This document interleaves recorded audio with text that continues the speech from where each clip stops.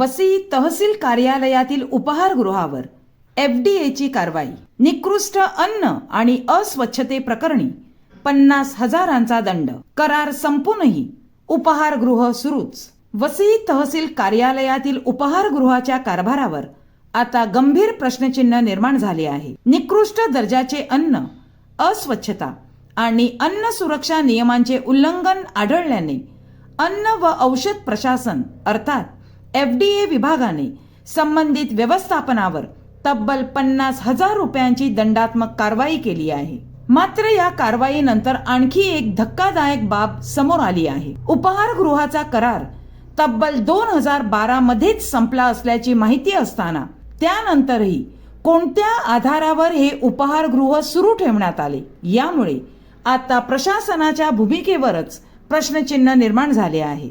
वसई तहसीलदार कार्यालय परिसरातील महसूल कर्मचारी संघटनेच्या उपहारगृहात अन्न व औषध प्रशासनाच्या अधिकाऱ्यांनी तपासणी केली.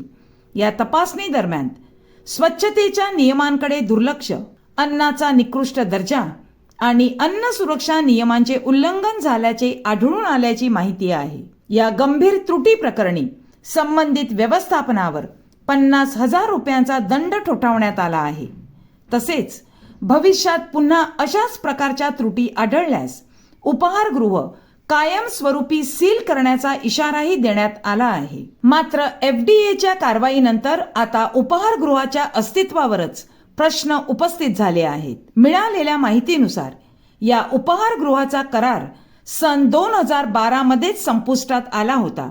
त्यानंतर नव्याने निविदा प्रक्रिया राबविण्यात आली नसल्याचा दावा केला जात आहे. मग कराराची मुदत संपल्यानंतरही उपहारगृह सुरू ठेवण्याची परवानगी नेमकी कोणाच्या आदेशाने देण्यात आली? कोणत्या अधिकाऱ्यांच्या आधारे हे उपहारगृह इतकी वर्ष सुरू राहिले? आणि सर्वात महत्त्वाचे म्हणजे करार संपल्यानंतरही प्रशासनाने याकडे दुर्लक्ष का केले, असे अनेक प्रश्न आता उपस्थित होत आहेत.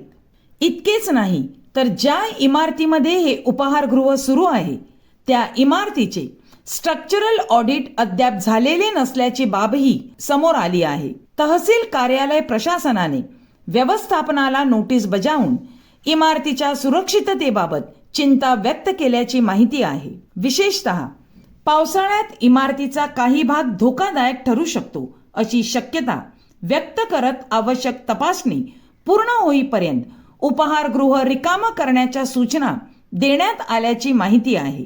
एकीकडे कराराची मुदत संपलेली, दुसरीकडे स्ट्रक्चरल ऑडिट प्रलंबित, तिसरीकडे एफडीएची तपासणी आणि 50,000चा दंड आणि त्यातच इमारतीच्या सुरक्षिततेबाबत प्रशासनाच्या नोटिसा. या सर्व बाबी समोर आल्यानंतरही उपहारगृह सुरूच कसे राहील? तहसील कार्यालयात दररोज शेकडो नागरिक, कर्मचारी, वकील आणि लोकप्रतिनिधी येत असतात.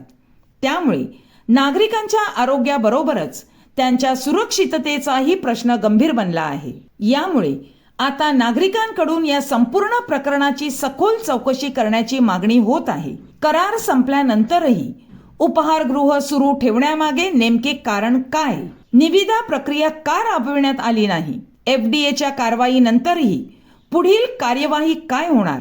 आणि इमारतीच्या सुरक्षिततेचा प्रश्न प्रशासन कधी मार्गी लावणार? या सर्व प्रश्नांची उत्तरे प्रशासनाने जनतेसमोर स्पष्ट करणे गरजेचे आहे. वसई तहसील कार्यालयातील या उपहारगृहाच्या कारभाराची चौकशी होऊन दोषी आढळणाऱ्यांवर कठोर कारवाई होते का, याकडे आता नागरिकांचे लक्ष लागले आहे.